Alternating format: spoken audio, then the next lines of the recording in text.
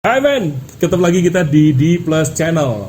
D Plus Channel bikin kamu makin plus. Dan kali ini kita bakal ngobrol sesuatu yang mungkin sedang kamu cari-cari, atau mungkin sesuatu yang saat ini memang lebih dipikirkan oleh orang-orang di masa pandemi. Bagaimana supaya kita bisa punya toko online, tapi kita tuh nggak punya duit gitu. Bisa nggak sih kira-kira dengan modal cekak, atau kalau bisa sih nggak pakai duit sama sekali, tapi pengen punya toko online? Bisa atau tidak? Saya sengaja menghadirkan seorang tamu, ini praktisi di dunia jual beli online, dan kita nanti akan kulik elaborasi lebih dalam kira-kira rahasianya apa. Ternyata bisa loh punya toko online yang sebenarnya tanpa kita punya modal sama sekali. Apa iya?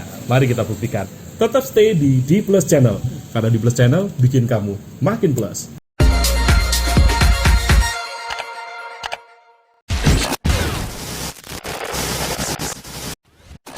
Halo bro, apa kabar? Wah, baik. men, ini di samping saya Frankie Setiawan. Mungkin sebagian orang udah sangat familiar karena toko online-nya, kabarnya jualan online-nya itu lebih kenceng daripada jualan toko offline-nya. Bener kayak gitu nggak? Bang Frankie, ini kalau kita ngomong dunia sudah mulai masuk revolusi 4.0, digital itu sudah tidak mungkin kita hindari lagi. Ya. Nah, Anda sebagai pelaku dunia bisnis yang punya usaha toko offline, juga punya toko online, bisa dong cerita-cerita gimana waktu Anda kemudian berpikir, saya pakai online juga nih, gitu. Dan prospeknya seperti apa nih? Boleh sambil minum kopi? Boleh. Boleh. Minum dulu. Oh, boleh. Santai guys. Ya, dulu awalnya sih punya toko offline. Terus berhubung pesaingnya banyak, terus pengen ngembangin usaha juga, akhirnya coba-coba main di online juga. Jadi awalnya dulu belanja bayar. Oh, belanja. Bayar. Jadi saya sebagai bayar, terus lama-lama kok tertarik ya lihat-lihat di online. Dulu waktu sebagai buyer tuh benda apa sih yang biasanya dibeli? Elektronik. Oh, elektronik. Elektronik, terus sering-sering beli, lama-lama kok Asik gitu ya. Nah, ternyata barang-barang yang aku jual di toko semuanya ada. Awalnya telepon. Dan di tokonya Bang Frank ini sebenarnya jualan apa aja sih? Toko offline-nya ini? Elektronik sama bahan bangunan. Oh, lagi sama Sama barang bangunan. Nah. Jadi ada telepon yang lama di toko offline nggak laku-laku, coba aku pajang. Oh gitu. Nah, 3 hari kemudian langsung laku. Ush. Langsung laku. Nah di situ aku mikir-mikir, ya bener juga. Kenapa 3 hari laku di online, sedangkan di offline lama nggak laku? Karena di offline kan cuma radius berapa sih dari? Oh iya, yang bisa nyamperin toko Anda aja ya. Benar. Tapi kalau online kan yang pertama 24 jam, yang kedua satu Indonesia. Satu Indonesia. Mungkin bisa satu region Asia, bisa Waktu sedunia. itu sih mungkin masih baru satu Indonesia ya. Waktu itu di Tokopedia sih, Tokopedia. Jadi barang pertama kali yang Anda jual di toko online ini apa? Elektroniknya? Telepon yang jadul dan nggak laku-laku itu ya? Telepon. Ini kalau orang nggak laku-laku bisa nggak dijual toko online? Nah itu setelah telepon kemudian laku gitu ya. Ada barang-barang lain nggak di toko yang kemudian, wah ini kayaknya masukin ke toko online cepet nih? akhirnya semua. Ini bahan bangunan berarti paku yang segini-gini itu? Ada paku, sekrup semua ada. Ini dijual juga? Jual semua. Oh my Semua god. masuk. Paku, sekrup, keran semua masuk. Jadi semua barangnya ada di toko saya masukin semua di online. Terus ya itu lama-lama ada beberapa barang yang saya nggak punya, tapi Ada permintaan juga. Nah di situ akhirnya coba ngambil di toko sebelah. Jadi saya nggak punya barang. Oh. Nah, saya nggak punya barang. Terus Tapi ini masih barang bangunan ya? Atau barang di luar varian yang Anda jual di tokonya? Barang bangunan juga, tapi saya kebetulan nggak punya barang itu. Nah, saya nggak punya barang itu. Harganya mahal juga di daerah saya kurang diminati. Jadi nyetok pun cuman bikin duit macet aja gitu. Betul. Jadi akhirnya saya ambil di toko sebelah, laku di toko online saya. Laku juga. Men, ini kalau dari intro apa ceritanya udah sangat menarik nih. Jadi toko offline itu perlu di backup dengan toko online gitu. Betul. Tapi sebenarnya gini, Bang Franky, kalau kita ngomong tentang toko online, sekarang kan ada jalan paralel nih, atas bawah gitu kan, lewat jalur darat maupun jalur internet gitu kan. Itu lebih banyak kejual di internetnya atau offline ya? Kalau di offline itu monoton ya, jadi barang-barang cuman itu aja. Tapi kalau di online hampir semuanya laku. Bang Franky itu kemudian menjual juga barang-barang yang sebelumnya di toko offline nggak dijual. Yes, betul. Misalnya apa? Roti. Kebetulan roti itu aku suka. Men, toko bangunan, toko elektronik jualan olehnya roti.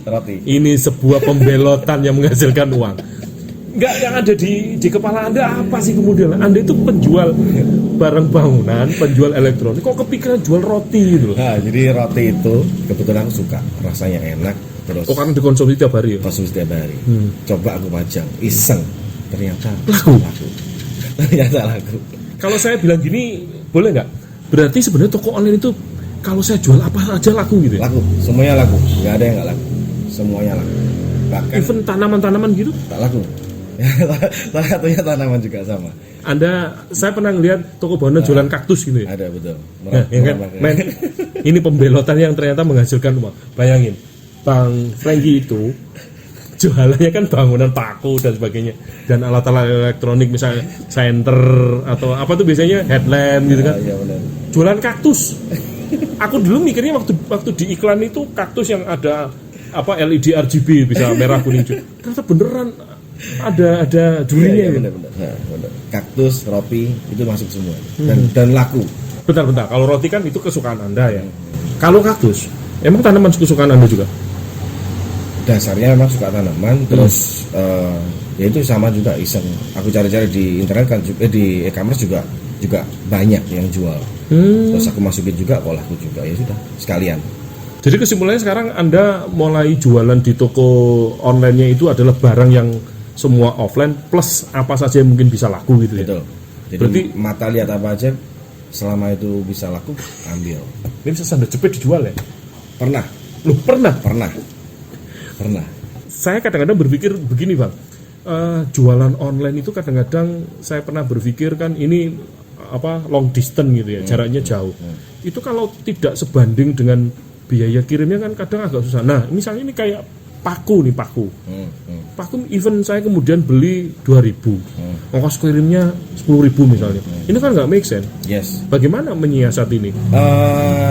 Yang pertama mereka beli nggak cuman paku aja. Jadi gitu ya? Beli ini, beli cat, beli macam-macam sekalian paku. Sekalian paku. Sekrup yang harganya cuma Rp100, 200 laku juga karena Oke. Saya potong.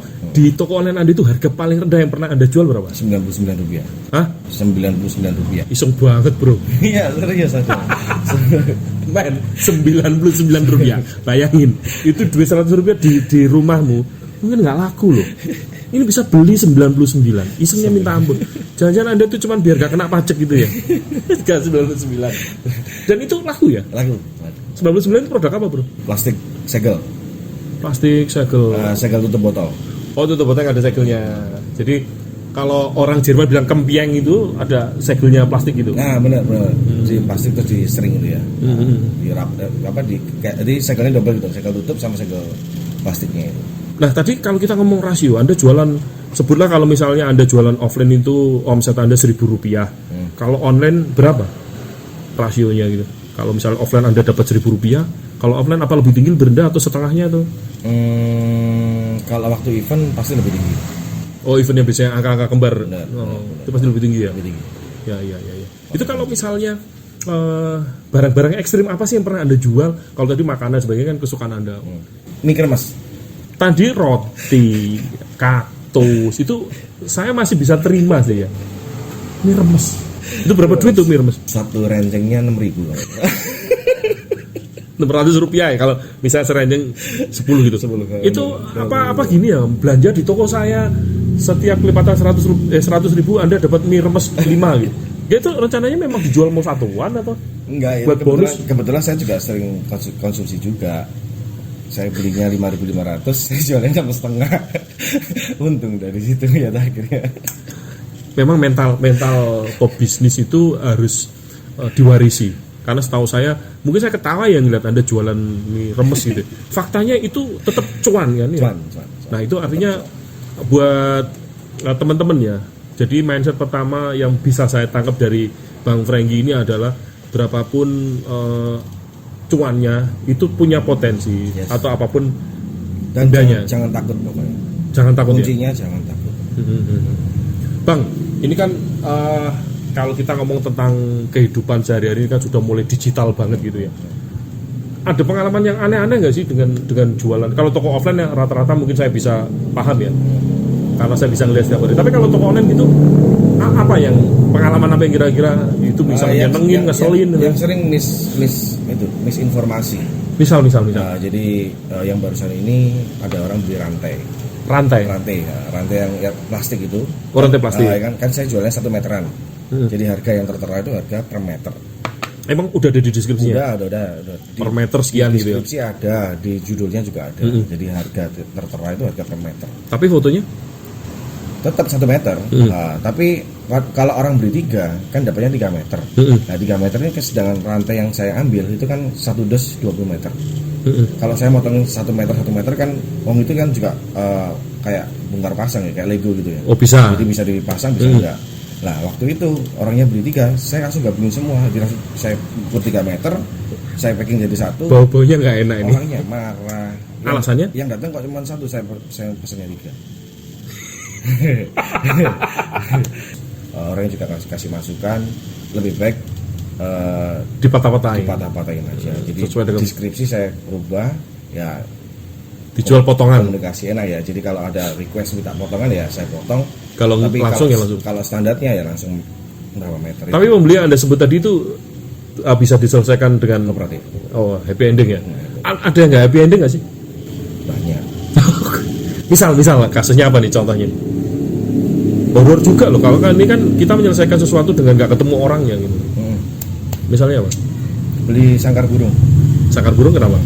Jadi aku jual sangkar burung yang dari fiber. Nyampe sana hancur total. Duh, kok bisa gitu bro? Kan dari pengiriman, kan dari packing saya udah bagus. Cuman dari pengiriman kita nggak kan. Di sana bisa dibanting-banting gitu kan? Dilempar, dibanting, kan kita nggak tahu. Terus ya sempat orangnya marah-marah, ini gimana hancur dan lain-lain. Saya suruh komplain ke ekspedisinya. Ke ekspedisi, katanya nggak bisa. Dari biasanya itu juga nggak bisa dong. Dari kita ada bukti CCTV, packingnya bagus semua. Packingnya bagus sampai dikirim juga. Terus finally kalau kasus kayak gini penyelesaiannya gimana? Sebenarnya nggak ada titik temu sih, cuman akhirnya ya saya ngalah, saya balikin semua dana. Bukan dikirim ulang ya? Enggak, saya balikin dana. Kalau dikirim ulang saya ruginya double. Oh ya, habis di ekspedisi juga ya. Benar. Pada waktu itu kalau nggak salah luar pulau sih, jadi ongkos kirimnya aja udah 100 lebih. Susah ya. Jadi susahnya di situ. Emang ini termasuk salah satu yang harus diwaspadai ya teman-teman, kisah ini karena ternyata miskomunikasi, misunderstanding itu bisa terjadi karena memang kita ini ketemu secara virtual gitu kan, nggak ketemu orang-orangnya. Itu kan yang ngeselin ya. Ada yang nyenengin nggak gitu? Apa kira-kira? Feedbacknya bagus dong. Feedbacknya bagus. Terutama dari toko online saya selalu perhatikan di packingnya. Jadi packing harus benar-benar safe. Packing itu custom? Custom. Apakah packing itu juga mengikuti barang yang dikirim? Ya, sama. Jadi kalau ini kardus, kalau ini kayu. Jadi kalau misalnya perlu di wrapping ya, aku wrapping dulu baru. Sekarang saya kepikiran gini, Anda pernah nggak ngejual sesuatu yang ternyata secara packaging itu memerlukan effort yang luar biasa, butuh usaha keras? Misalnya, saya pernah tuh ngelihat ada jual beli ikan gitu. Saya bayangin ngirim ikan tuh gimana caranya? Ikan ya pernah. Nah pernah juga ya? Lu pernah jualan ikan? guys, sumpah ngobrol sama Bang Beki lama-lama ngeselin. Itu mulai roti, sekarang dia jualan ikan. Anda itu kalau misalnya alun-alun dijual pasti Anda jual ya? Ikan sama daun ketapang, daunnya daun apa? Daun kering. Daun kering. Daun kering. Itu juga laku di toko saya. Daun kering laku. My God. Daun kering laku, ikan juga laku. Lah kalau ikan kan gimana caranya? Pakai styrofoam. Styrofoam, dia kan butuh oksigen bro. Enggak. Kalau waktu itu kan waktu boomingnya cupang. Kalau cupang kan nggak pakai oksigen.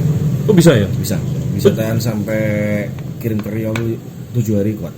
7 hari kuat. 7 hari Itu di kuat. styrofoam yang tersegel ya? Tersegel.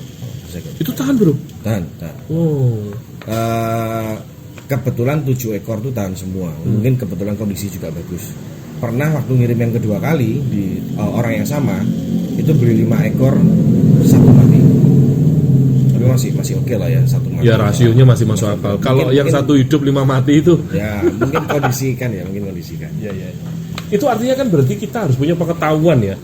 Ya, Bukan sekedar Anda bisa menjual atau membeli. Ya berarti dong, kan Anda harus pasti. punya pengetahuan Harus. bagaimana ikan Kayak- ini bertahan. Jebakan tikus yang full kayu kan juga packingnya harus lebih ekstra tebel, terus bubble wrapnya juga harus tebel. Supaya kalau misalnya kebanting dia nggak ngerubah keadaan ya. Betul, terus ketindih nggak pecah kayak gitu juga sama.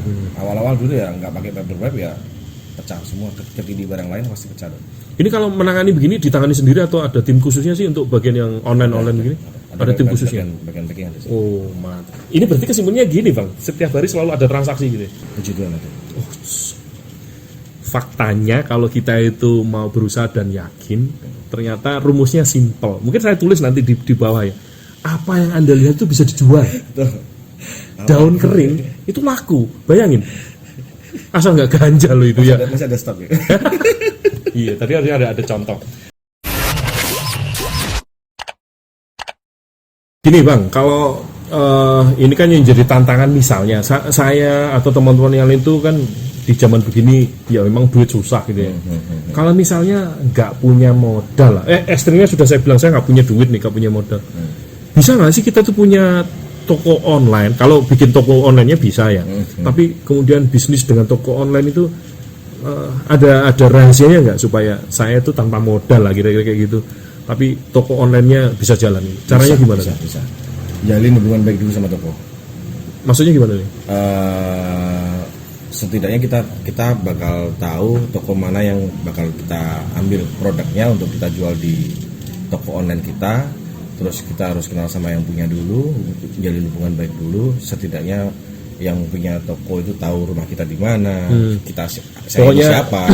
hubungan baik dulu ya. Hubungan baik dulu. Setelah itu baru kita ngomong kalau mau jualin produk yang ada di toko Anda. Oh jadi kasarnya gini ya. Pokoknya apapun yang Anda jual, Bang Franky saya bantuin jual di toko saya juga ya gitu. Itu tapi nanti metode itu kan metode mendapatkan barangnya. Metode pricingnya gimana? Apakah saya harus harga lebih tinggi dari Anda atau? Tergantung. Kalau kita udah menjalin hubungan dekat, kita pasti dapat harga yang istimewa dong. Oh gitu. Jadi misalnya gelas ini dijual sama toko 5.000, kalau kita ngomong kita mau dijual lagi mungkin dipotong 500 atau mungkin dipotong 1.000 kan lumayan. 4.500 gitu ya. Terus kita jualnya kan jangan lupa kena potongan.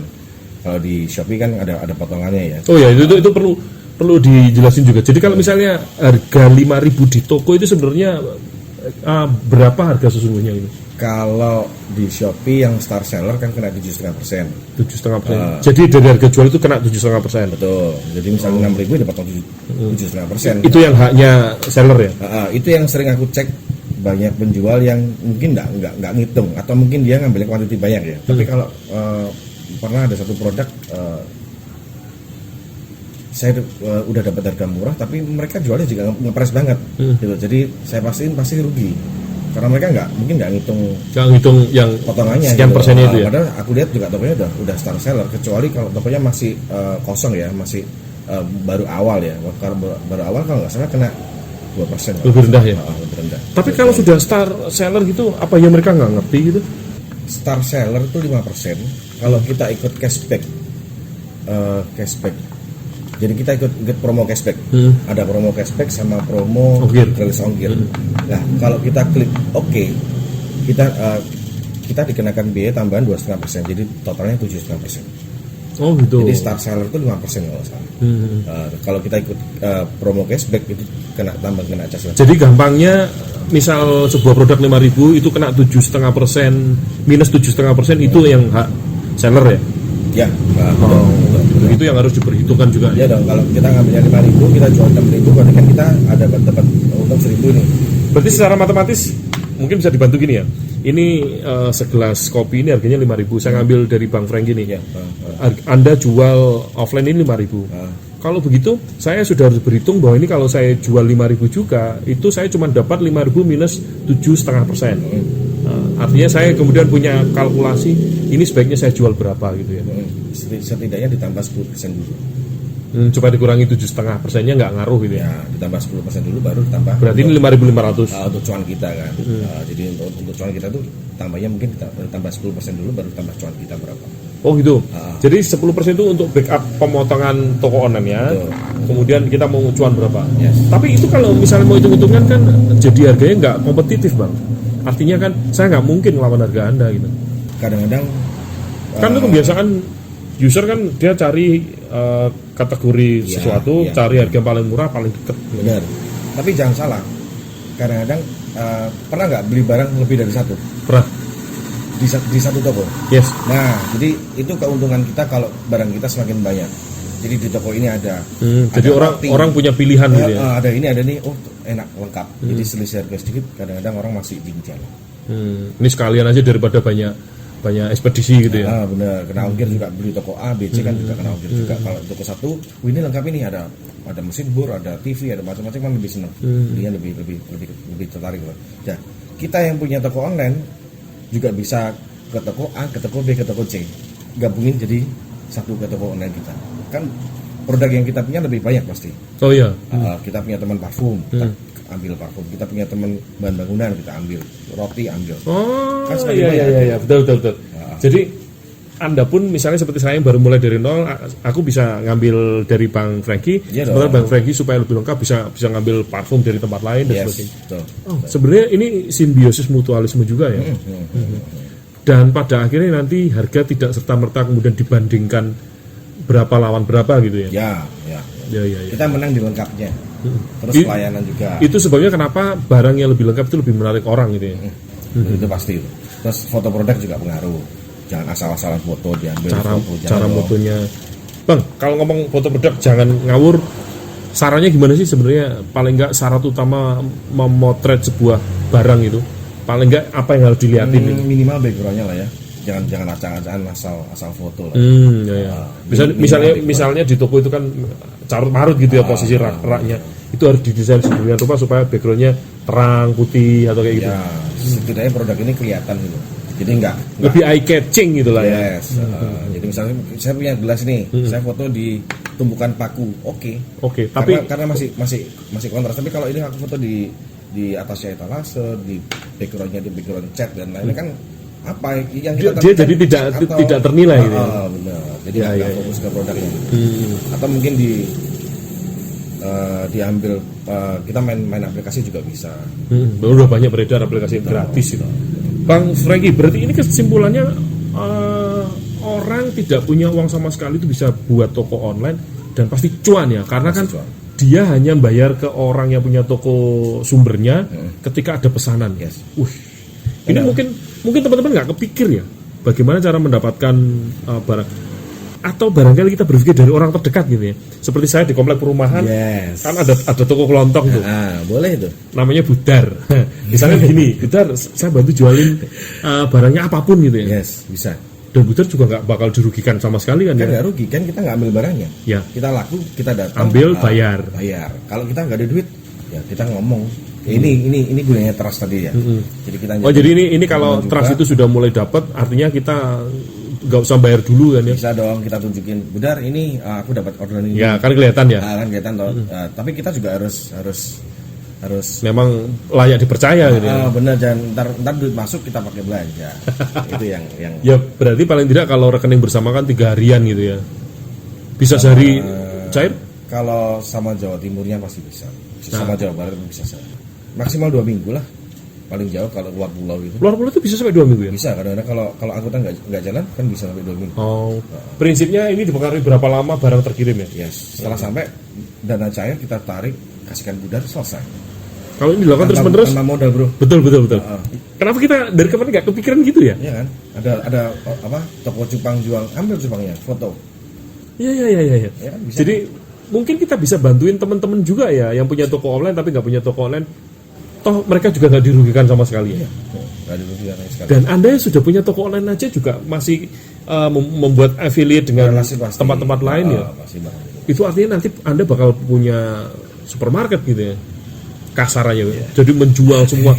Ya balik lagi ke pasal 1, Anda bilang kan apa yang terlihat itu bisa dijual. Yes. Apa yang dilihat bisa dijual. Kenapa kita nggak kepikiran dari kemarin ya? Jadi prinsipnya kalau teman-teman tuh nggak punya modal, syukur-syukur punya modal cekak gitu kan, jadi nggak perlu ngutang dulu ya. Ya benar. Ini nih dikasih dulu satu transaksi. Awal yang indah lah ya. Ya lama-lama kan orang kalau sudah lancar dijualin, masa iya bawa dulu. bawa dulu. Dan mungkin seperti yang saya pakai contoh Budar tadi lebih santai. Biarin itu Bang Diki yang ngejualin gitu ya. Iya dong. Karena ini santai gitu.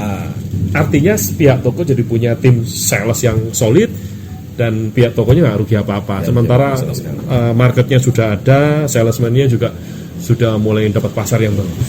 Kan sekarang banyak kan toko offline yang masih belum masuk online. Nah itu kita manfaatin. Kita harus cari peluang di situ, bangun trust, terus produk apa yang kita jual, pastiin juga di online. Apalagi kalau di online masih jarang. Karena ada produk. Jadi rumusnya kita juga perlu ngelihat dulu ya produk apa yang banyak banget, yang jarang banget gitu. Ya, jadi kita searching dulu misalnya gelas ini, gelas kopi 100 ml. Sortir yang termurah, sortir yang terlaris, jangan lupa kota mana, kita tinggal di mana dan pesaing kita di kota mana. Kalau kotanya di Jawa Timur, lawannya jauh, Jawa Barat, nggak masalah ya? Masih oke. Karena Anda masih menguasai Jawa Timur sampai Jawa Barat. Kita megang Jawa Timur dan Jawa Barat. Kenapa kita pikir ya? Saya sebagai host juga baru sadar sebenarnya nggak usah butuh modal tinggi. Tapi memang kadang-kadang orang itu perlu disadarkan bahwa orang berbisnis seperti Bob Sadino bilang ya, mulailah dengan segala sesuatu yang ada di sekitarmu dan lakukan sekarang. Kalau kita nggak pernah memulainya, kita juga tidak pernah punya akhirnya. Jangan ragu-ragu. Yes. Kalau kayak Bang Franky ini punya toko kan memang ada resiko, mungkin barang ada yang paling laku, ada yang nggak laku. Tapi kalau metode online ini ya sebenarnya nothing tulus ya, karena Anda tuh pasti cuan. Sangat tidak berisiko. Ya, tidak berisiko karena laku kita layani, nggak laku kita nggak rugi apa-apa ya. Dan dari kedua belah pihak ini saling diuntungkan gitu. Iya loh, pasti. Bang Franky, ini sebenarnya kalau mau contoh nih, biasanya kasus itu kan para netizen bilang, ya contohnya gimana gitu kan. Ada nggak sih success story, cerita-cerita sukses teman-temannya Bang Franky yang pakai metode begitu, yang udah jalan gitu? Ya kalau memang nggak mau nyebut nama, sebut jualan apa gitu. Sama bahan bangunan juga. Sama bahan bangunan juga, cuman beliau ini jual bahan bangunan yang harganya mahal-mahal semua. Jadi yang jenis setengah alat berat gitu ya. 300 ke atas. Misalnya kayak kunci-kunci, motor heater, kunci-kunci, terus apa namanya kayak alat bor, mesin bor. Pokoknya yang mahal-mahal semua. Jadi tokonya itu semuanya barang di atas harga 200. Nah, gitu. Jadi si teman ini juga jalin hubungan baik dulu sama yang punya toko awalnya gitu, ngobrol terus dikasih trust, udah di foto-foto jual, laku juga, tempat tisu apa laku. Jadi nggak perlu punya toko, tapi dia ngejual apapun layaknya punya toko yang gede gitu. Yes, betul. Ini kalau kepikiran misalnya di kota kita ngambil video ini, itu ada swalayan, minimarket dan sebagainya, itu mungkin nggak sih? Sangat mungkin. Bisa ya? Sangat bisa. Karena swalayan harganya pasti murah kan. Supermarket pasti murah. Jadi margin profitnya jadi lebih gede gitu. Yes. Kita bersaing di sini. Indomie Tautek pernah aku jual, laku juga itu. Indomie Tautek. Kan adanya cuma di Jawa Timur itu. Oh, itu cuma ada di Jawa Timur. Di Jawa Timur. Itu begitu launching aku jual, laku juga itu. Orang Jawa Barat pengen beli saya. Dan ternyata enak, kemudian mereka jadi ketagihan kan di sana nggak dijual. Jadi itu termasuk riset yang harus dijadikan catatan ya. Itu tadi ya, yang paling laris, yang harganya paling murah, coverannya itu di area mana aja itu. Semakin sempit berarti pasar Anda makin gede gitu. Karena kompetitornya makin kecil. Oh my God. Iya dong. Kalau Jawa Timur, kalau di Jawa Barat jual 5.000, kita masih bisa dong 5,5 6.000. Ya, karena memang Anda juga nggak mungkin beli di Jawa Barat kan. Yes. Bang Franky, saya pernah ngeliat iklan di marketplace lah, jualan tumpeng. Jualan tumpeng. Ada. Nggak, itu definisinya gimana ya? Tumpeng itu kan menurut saya mau dikoreksi kalau salah. Tumpeng itu kan nggak mungkin bertahan lebih dari 1 hari. Ekspedisi ini cara berhitungnya bagaimana ya? Mengestimasikan waktunya. Mungkin kalau sekelas tumpeng Aku belum tahu ya, tapi kalau makanan frozen kan bisa ya. Oh, Tapi kalau tumpeng mungkin hanya lingkup kota ya. Kota besar kayak Surabaya, Jakarta. Oh, dibatasi coverage areanya. Jadi mungkin pagi dia pesen, mungkin buat siang dikirim pakai Grab kan bisa. Tapi kalau dari Surabaya ke Semarang kan nggak mungkin ya. Kalau tumpeng loh ya, tapi kalau frozen sangat mungkin. Kemarin habis beli lumpia Semarang. Sampai juga frozen. Ya. Nah, tapi kalau tumpeng mungkin ntar sampai sini jadi pizza. Supaya turun. Bang Fer, Anda nggak kepikiran mau buka toko online apa? Itu jadi kameramen kita dari tadi udah pegang-pegang handphone, pasti dia sambil mikir, saya besok mau jualan pakunya Bang Franky. Jangan duluin hostnya ya. Jualan tripod. Jualan tripod. Nah, toko handphone juga banyak di kota-kota, masih banyak. Itu kan juga bisa dimanfaatin juga. Kalau sarannya Bang Franky ini, jadi ini kan Bang Franky sudah malang melintang, mulai jualan yang harganya Rp99 sampai ke sekian juta. Itu kira-kira ada catatan khusus nggak? Misalnya hati-hati kalau produknya jenis ini, begini dan sebagainya. Ada nggak sih Bang catatan khusus? Misalnya di sisi packingnya, di sisi ekspedisinya atau hindari barang yang mudah pecah kayak gelas dan lain-lain. Itu agak sulit sih. Agak sulit packingnya. Kadang-kadang kita packingnya bagus tapi di ekspedisi kita nggak tahu, dilempar, ditindih. Ya kadang-kadang akhirnya buyer itu kan nggak mau taunya ini barang rusak, berarti seller yang tanggung jawab. Bang, nah ini paling menarik nih, fenomena COD kemudian orang berantem. Apa pandangan Anda sebagai pelaku e-commerce? Standby monitor kan, kayak gitu. Jadi sempat aku matikan COD-nya karena juga ada beberapa barang yang udah sampai dibalikin, mereka nggak mau bayar, katanya nggak ada duit atau gimana. Oh gitu. Jadi barang kembali ke saya. Terus yang bayar ongkos kirimnya siapa nih? Ongkos kirim kan gratis ongkir. Oh, karena di marketplace-nya gratis ongkir. Gratis ongkir, mereka COD, barang sampai di sana kembali. Ya kita nggak rugi apa, rugi packing sih. Ya, dari itu kesel kan gua. Ya, rugi waktu. Gua matiin COD-nya, tapi kekurangannya apa, kelebihannya apa kalau matiin COD? Gini, kalau gua matiin, pembeli yang benar-benar suka COD berkurang mas. Tapi kalau gua nyalain dari 20 sampai 30 pesanan pasti ada 1 atau 2 yang hilang. Kalau gitu pertanyaan saya buat lebih spesifik. Menurut Anda, buyer itu kalau misalnya 100 orang, kira-kira yang model kisruh di bidang COD itu berapa? Kalau misalnya kita bikin sampling 100 orang, kita nanti kan bisa hitung sebagai persentase 100% kan? Kira-kira berapa sesuai dengan pengalaman Anda? Mungkin 10%. Sampai 10%? Itu saya bilang 10% tinggi loh.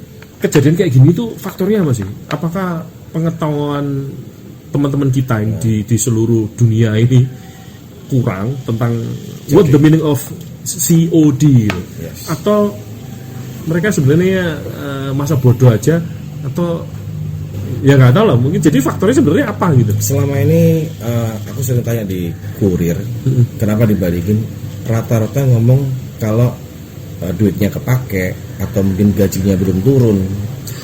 Tapi kenapa pesen gitu kalau gajinya belum turun ya?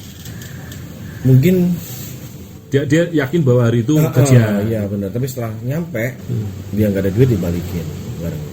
Jadi seringnya kayak gitu, nggak ada sih kayak yang di TV orang nggak cocok atau gimana, nggak sih. Jadi barang yang aku kirim juga sama, mereka nggak ada komplain di barangnya. Tapi ini kita ngomong bahwa barangnya memang sama ya, kan beda-beda case. Kalau kemudian pesan radio yang datang batu bata gitu. Gue nggak pernah kayak gitu sih. Jadi tapi temanku pernah tuh alat DJ itu yang datang batu bata beneran ya. Harganya 38 juta pak. Santai, Anda nggak jualan alat. Jadi ada player DJ namanya si DJ itu sepasang 38 juta. Beratnya persis seperti harga kiriman. Ini orang udah spektakuler ngitungnya. Jadi 2 player itu berarti kira-kira misalnya 15 kilo. 15 kilo. Dan Anda tahu apa yang datang? Batu bata dibungkus koran dengan berat yang sama persis. Terus? Ya ini cuman sayangnya ya ini nggak di marketplace, jadi nggak ada rekening bersama. Ini transaksi antar user ke user. Oh itu bahaya ya. Nggak ada penengah ya. Nggak ada penengah, nggak ada rekening bersama. Kadang-kadang kan gini bang. Nah ini mohon sarannya. Misalnya aku sama Bang Bengki ini profesinya sama gitu kan. Kadang-kadang misalnya contoh DJ gitu kan, alat-alat DJ, bro ini aku punya nih mau jual. Kita sudah lama kenal, mungkin kita pernah dalam sebuah grup, sebuah klub, terus percaya dong. Udah aku transfer ini, dan udah dikirim 38 juta. Nyampe ke rumahku ternyata batu bata dibungkus orang. Kalau nggak ada penengahnya itu resikonya. Tapi kalau selama di marketplace harusnya ada rekening bersamanya ya. Biasakan buka packing di video. Karena video paling kuat. Nah, biasakan unboxing harus di video, apalagi kita beli yang mahal-mahal. Ini Anda mau bilang bahwa bisa saja lewat marketplace yang ada rekening bersamanya, tapi nyatanya bayarnya masih di posisi yang kalah. Kalau nggak di video, bayarnya biasanya kalah. Apalagi seller ada CCTV kadang-kadang, ada bukti packing yang bagus. Bahwa seller sudah memastikan saya mengisi barang dengan benar. Gitu. Nah, tapi itu kan bisa diganti di jalan. Kan nggak mungkin nih di ekspedisi dibuka isinya. Iya sih. Ya kan. Iya sih. Ya kalau misalnya di pack di ruangan ini, tapi kemudian udah jalan diganti kan bisa jadi. Ya, tapi setidaknya kita punya bukti CCTV packingnya seperti ini di toko. Terus kalau misalnya jatuhnya berbeda dan faktanya seperti teman saya ternyata yang dikirim itu batu bata. Kalau di e-commerce selama unboxingnya benar. Unboxingnya ini yang dipermasalahkan karena tidak ada videonya. Nah itu. Kalau tidak ada video biasanya kalah sih. Bayarnya kalah ya. Oke, Bang. Ini kan Anda sudah malang melintang di dunia e-commerce ya. Kalau ketemu sengketa-sengketa begitu, apakah Anda pernah dalam sebuah kasus dalam sengketa atau mungkin melihat sengketa contoh orang lain, ini sebenarnya posisinya apakah win-win atau buyer lebih banyak kalah atau seller yang lebih banyak kalah? Atau tergantung case-nya? Tergantung case-nya. Nah, ini case-nya kalau misalnya yang buyer kalah seperti apa? Ya kayak tadi itu yang nggak ada unboxing-nya gitu. Kalau seller yang kalah? Kalau seller kan nggak bisa kalah ya, karena kalau produknya nggak sesuai atau pecah atau gimana kan, selama ada video unboxing beres, tinggal balikin aja ke seller masih. Jadi kalau unboxing pecah kemudian bisa nggak seller kemudian mengelak dengan asumsi bahwa ini rusak, ini misal pecah ya, bukan diganti barang. Kalau kayak teman saya kan udah jelas diganti barang. Misal pecah nih, saya pesen Gucci nih, pecah. Seller bisa dong berkilah, wah itu ekspedisi yang mecahin ini. Pakai asuransi enggak? Kan di situ ada pilihan asuransi. Kalau tidak ya tetap seller tetap buyer yang kalah. Yang kalah. Tetap buyer yang kalah. Oke, ini mungkin pengetahuan buat teman-teman ya. Jadi asuransi itu mengcover apa aja sih, Bang? Kalau asuransi aku kurang detail ya, tapi setahu saya ditanggung 30-40% dari nilai barang. Jadi kita beli handphone ini 3 juta gitu ya. Ini ditanggung kurang lebih sekitar 1,5 sampai 1,4 sampai 1,5. Kalau rusak, tetap bayarnya ya rugi dong. Kan duitnya udah keluar benar, lebih dari 3 juta kan. Benar. Nah ini berarti ini contoh yang bayarnya posisi kalah. Ya gitu memang. Jadi bayar pun juga harus pilih-pilih beli barang kayak Gucci tadi. Kalau kita beli online, kita harus pastiin kargo yang bagus, pakai kargo apa, terus packingnya pakai packing apa. Ini seller juga ngaruh dong ya, menyarankan Bapak ini Gucci bahaya Pak kalau nggak dibikinin gitu. Tapi kalau handphone itu kan biasa ya secara universal udah ada dosnya, ada packing. Tapi kalau misalnya kemudian rusak dan seller mengatakan bahwa nah itu mungkin ekspedisinya ini kan bayar lagi yang salahnya. Bayar lagi ya benar. Jadi bisa ada pernyataan gini, pasal 1 seller tidak pernah kalah. Bener gak guys? Ini kalau kesimpulannya buyer selalu kalah seller. Ini kayak cewek berarti ya, seller nggak pernah salah. Biar salah cowok aja. Seller itu cewek. Bang, ini waktu kita nggak banyak ya. Tapi kalau misalnya ada orang yang berminat, Anda terbuka ya, open house untuk misalnya teman-teman ada yang tuh kameramen saya udah ready besok mau moto-moto di toko-toko, boleh ya? Boleh. Kan prinsipnya banyak orang yang moto-moto di tempat Anda, berarti kan potensi sales Anda banyak gitu. Iya. Oh. Sebenarnya kalau kita ngomong ekonomi Indonesia itu kalau balik ke pasal 1 gotong royong selesai ya. Bisa. Semuanya pasti bisa. Cuman kita kadang lupa bahwa peradaban kita itu sudah meleset jauh dari apa yang kita dulu pernah punya, gotong royong dan sebagainya. Pada prinsipnya ekonomi akan berjalan. Oh, sebelum kita closing, ada pertanyaan paling menarik yang saya tadi udah simpen buat closing statement. Ini kan banyak sekali nih barang-barang murah dari China ini. Barang-barang yang kadang tidak masuk akal. kadang-kadang barang yang kira-kira 10.000 nggak mungkin bisa diproduksi, itu orang bisa dapetin harga 4.000, 5.000, 6.000. Apa pandangan Anda dengan kondisi seperti ini? Apa Anda pernah mengimpor barang dari China dengan harga murah begitu? Sering. Jadi Di sini harganya 60.000, di sana cuma 20.000, 15.000. Begitu memang. ya, artinya pandangan Anda bagaimana? Apakah ini kemudian Anda menyarankan ataukah menyarankan dengan catatan tertentu? Misalnya begini, Anda mengimpor barang mainan anak-anak gitu. Itu ternyata yang layak dijual cuma 90%-nya, yang lainnya rusak dan sebagainya. Enggak. Selama ini nggak pernah kayak gitu. Jadi layak jual semua. Layak jual semua. Kayak pulpen yang setrum ini, itu kan juga semua. Jadi datang semua, aku coba semua masih nyala semua. Beres. Ini berarti kalau gampangnya ya, berarti perlu regulasi mengatur ini nggak sih? Atau Anda sebenarnya sebagai pelaku bisnis e-commerce itu udah perdagangan itu dibikin bebas aja gitu, perdagangan bebas supaya atau dibatasin gitu? Udahlah, dibuat bebas lebih enak. Lebih bebas tuh enak ya? Lebih enak. Bahkan Shopee juga ada Shopee internasional. Produkku juga laku di Malaysia. Di mana-mana kan pihak Shopee kan juga jualin produk kita yang di luar negeri juga kan. Kan lebih enak gitu, bebas. Kita bisa beli di sana bisa beli kita. Ya. Ini penasaran aja nih, barang-barang yang diimpor dari luar negeri kok bisa murah-murah dan ongkos kirimnya 11.000, 15.000. Itu kalkulasinya seperti apa tuh Bang? Kok bisa ya? Atau saya kadang berpikir ini metode marketing yang bakar-bakar duit dulu atau gimana? Kalau ini pendapat Anda gimana? Aku sempat punya pikiran itu bakar duit. Jadi, Untuk menguasai pasar dulu ya. Jadi bakar duit supaya barang di luar bisa masuk di kita juga.